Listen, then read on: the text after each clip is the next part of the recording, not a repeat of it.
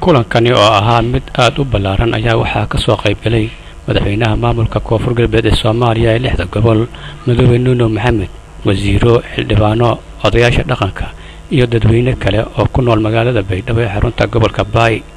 kulankani oo ujeedadiisu ahayd mid markaasi lagu soo bandhigayay waxqabadkii maamulka intii uu jiray iyo horsocodka maamulka uu doonayo inuu ku talaabsado mustaqbalka dhow munaasabadan oo ugu horeyntii uu ka hadlay madaxweynaha maamulka koonfur galbeed ee Soomaaliya ee 6 gobol Madaxweyne Nuno Maxamed ayaa sheegay in maamulkiisu uu yahay maamulka rasmiga ee ka jira gobolada koonfur galbeed ee Soomaaliya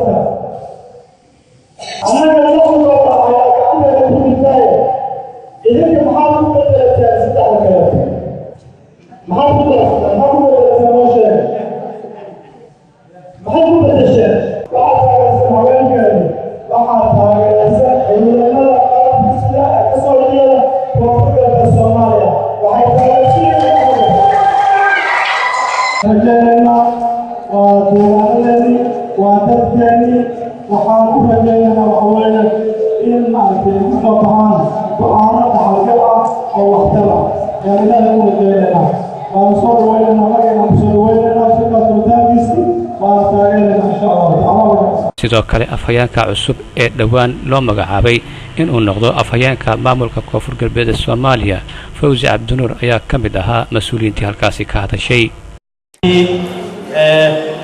gobolada koonfur galbeed Soomaaliya in codkaas saajeedi in isan la qaadin inta kale